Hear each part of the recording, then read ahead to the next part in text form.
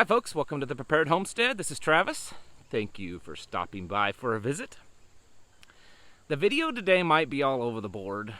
I've got a lot of thoughts kind of bouncing around, a lot of stuff going on, and I am going to get into politics, I guess, or at least the election and some of the other stuff surrounding that. I try to stay away from politics as much as possible, but I think we're going to get into it a little bit today, and just try to figure some things out. And most importantly, I'm just trying to present you with some thoughts so that you can decipher on your own what might be happening.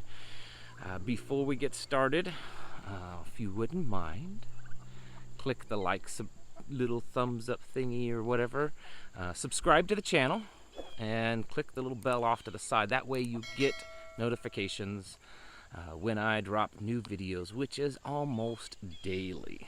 All right, so we've been going on and on here lately about the economy, global currency, digital currency, global reset, the great reset.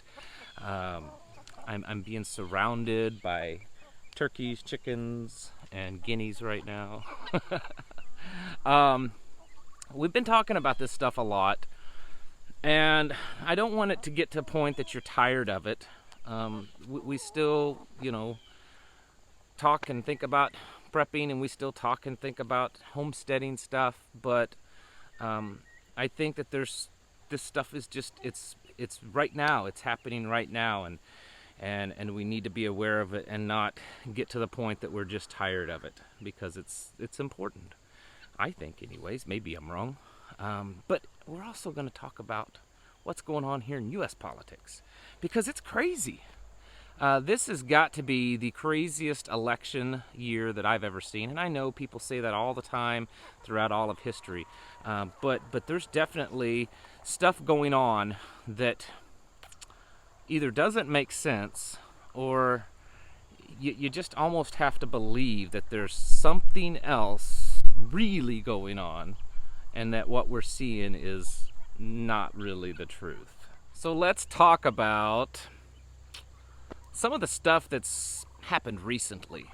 One of the first ones I want to mention is this 25th Amendment thing that Congresswoman Nancy Pelosi, the Speaker of the House, is wanting to set up a House committee of some sort, a House panel, to evaluate the mental and physical capacity of the president based on the authority given in the 25th Amendment.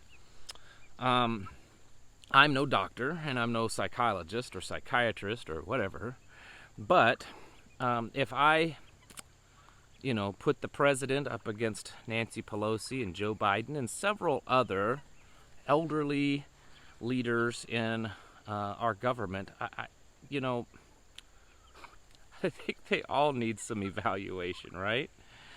Especially Nancy. Whew. Anyways, try to stay down the middle today. Focus on staying in the middle. Anyways, it's insane. So why would they do that? I mean, the election's coming up. The polls show that Biden is just winning hand over fist, right?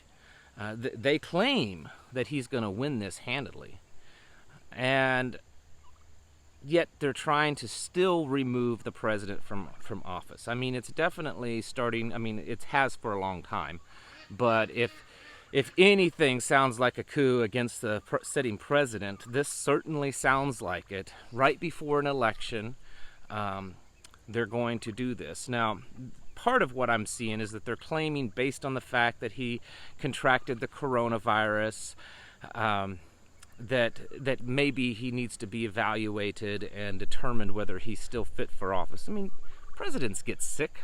He's not the first president that's ever gotten sick. I mean, these guys are not immune. I understand they have better medical care than most any person, and that they're more isolated and insulated from the outside world, and they do their best to kind of protect him from falling ill, but they do get sick, right?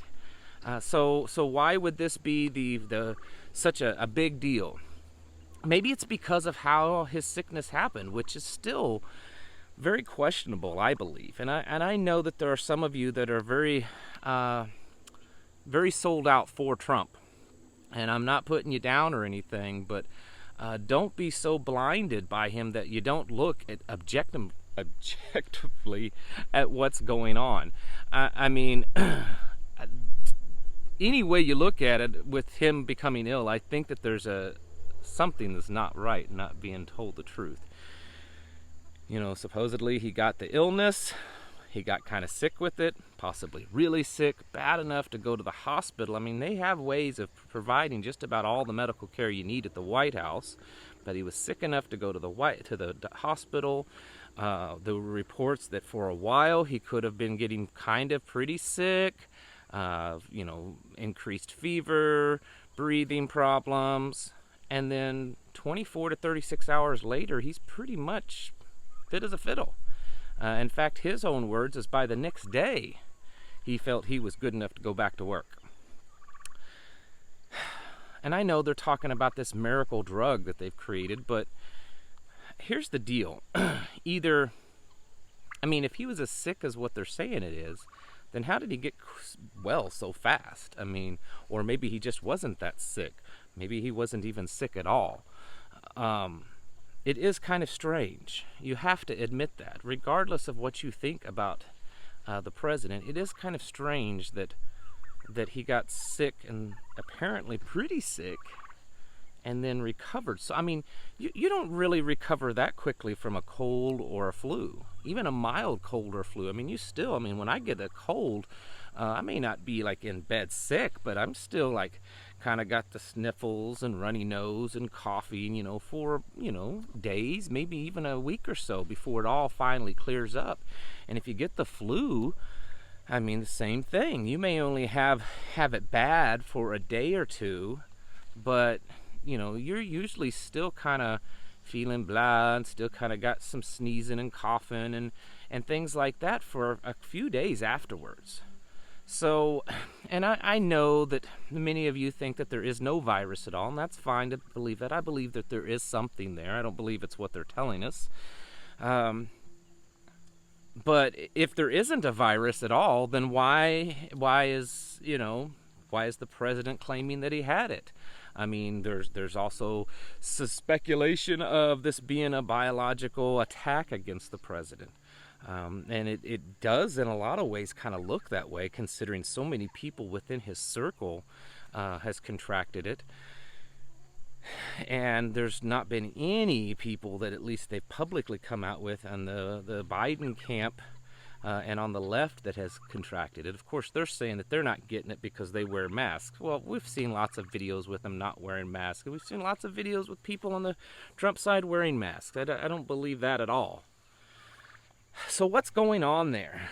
Is there some type of manipulation, you know, against us between the illness, the miracle cure, the trying to invoke the 25th Amendment, this claim that everybody on his side got it because no one wears masks and taking it seriously. The other side hasn't gotten it at all.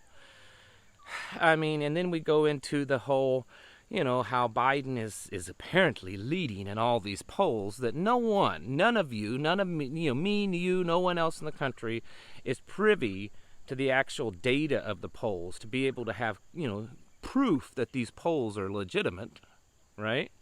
But apparently he's leading by large numbers, and yet no one shows up to his events. I mean, you know, and yet on the other side, President Trump has thousands and thousands, tens of thousands at times. And there's all kinds of excitement for him. It's kind of strange, isn't it? I mean, what is really going on? Is it really about the election?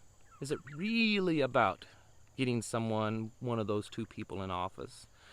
I mean, we could go on and on about it, about, you know, Biden, whether or not he would actually be the president or just a figured head, who would actually be behind a Biden presidency.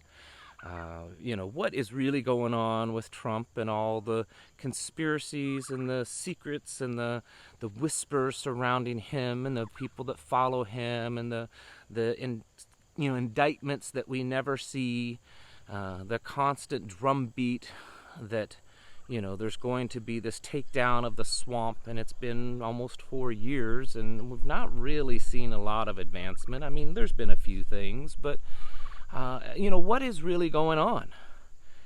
And I fall back to the fact that there are a lot of other things going on that we can certainly pinpoint to behind the scenes. And this stuff is globally. There is a global movement to radically change our society and our culture on a planet-wide level by some of the most powerful elites on the planet. They are actively, openly talking about this. The economy on a global level, the currencies on a global level, the monetary systems on a global level are rapidly changing, and most Americans are completely unaware of it. There are 4 or 5 countries right now that are on the verge or are actually experiencing hyperinflation of their currency. And there's many other countries that they're starting to see a lot of inflation, and the United States is one of them with our own dollar. Is all this stuff that's playing out in politics here in the United States, is it because of that? Is it to distract us? I've had people ask, well, if that's true, then why America? Why do we not see this kind of stuff in other countries? And I think there are things like this in other countries. We just don't see about it in our news media. But I think that why there's such a big emphasis is because if they're able to control America, if they're able to take us down, then the idea is that they can probably take anyone down, and that much of the rest of the world would follow suit after America. Because whether you want to believe it or not, or whether you like it or not, America is still kind of the global leader, especially when it comes to freedom and free markets and capitalism. And America is still certainly the leader in that area. And so if they can take us down, they could take everyone down.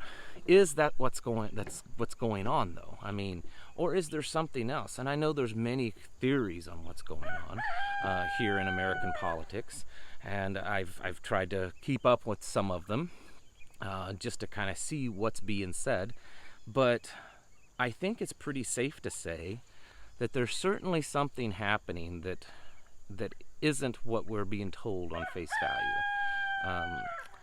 The whole Biden camp and everything that's being said about him is kind of ridiculous. I mean, some of the biggest things that the Democrat Party and the left right now is hammering is racial equality, equality for minorities. All these issues that is in their interest right now, and yet the 2 people that they put up as candidates are perhaps some of the worst records whatsoever on those issues. It's kind of strange, right? You have to admit that they're trying to sell you something that's obviously not what it is. And you could say similar things, at least as much curiosities on the right of there's obviously something going on. There's a lot of strangeness and conspiracy and almost like things are in code on the right. So it just keeps me wondering what is really going on. I don't have the answer, but what I do know, or what I believe, I guess I should say, is that there is a very orchestrated distraction going on. There's also this drumbeat on both sides of potential election fraud. This drumbeat on both sides that it's going to take much longer to figure out who won the election, the mail-in balloting, and all kinds of fraud on both sides is what we're being told. It's like we're being prepped. We're being, softened up for this blow that our election may not be what we believe it should be this time around. And to prepare for civil unrest and potential violence, even to the point of civil war. This is what we're being told, not even by just, our own side and our own little conspiracy groups and people that are like-minded. We're being told that across the board, even the mainstream media, politicians, everyone. This is something that is being just, almost on a daily basis, like we're being conditioned and desensitized for these things. So where am I going with this video? I think for the purpose of why I'm doing this today, it's because I know that many of you are, like myself, find yourself definitely right of center. But I just want to put out a warning to you that just because certain candidates may claim or may appear and may even be in truth right of center, that doesn't necessarily mean that they are also, telling the truth. I mean, there's a pretty good belief that most anyone in power, they're either placed there or they're controlled and manipulated by the people that truly rule the world. And I understand that the argument has been that that's not the case with Trump, and that's why they hate him. You could be right. But I could also make, and many others could make, an argument to the opposite of that. That the things that we're seeing is only proof that he has been. And we don't really know. All I'm saying is that the thing that I have seen from a lot of his supporters that disturbs me is this idea of just sit back and wait for it to happen. Just sit by, we've got this under control, stay at home, be a virtual warrior, trust the plan, stick to the plan. The plan is being worked out, don't worry about it. Almost like they're doing it to try to calm down the right and to keep them placated and subdued because of what might be actually happening. And we don't know. I just believe that there's definitely some more things that are at play, especially on a global level. And so through this election cycle over the next 3 weeks or so, and I think it's just going to keep getting worse. We talk about that all the time. Keep yourselves on your toes. Keep yourselves prepared. And over the next few weeks, if you have any loose ends to tie up when it comes to your prepping plan, you certainly should be doing that if at all possible, because there's a pretty good chance that leading right up to the election and thereafter, we could start seeing some pretty crazy things happening around the country and possibly around the world. All right, folks. I don't know if you got anything out of this. I hope you did. Let me know what you think, and let's keep ourselves prepared. All right, thank you all for watching, and I'll catch you in the next video.